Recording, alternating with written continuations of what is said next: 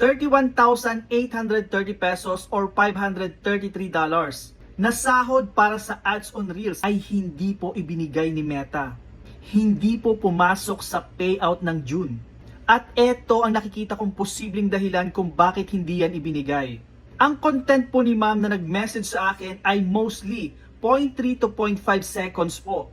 At nakakuha siya ng maraming million views nito lang pong June. Ito po ang tatlong posibleng dahilan. Number 1, mag-upload lang po tayo ng at least 15 seconds na video para maging qualified at pasukan ng ads ni Meta ang mga content ninyo.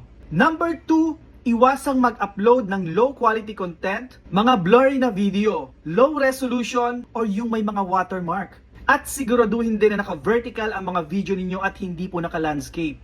At makaka-apekto po yan sa earnings ninyo. At number 3, ayon po sa update ni Meta,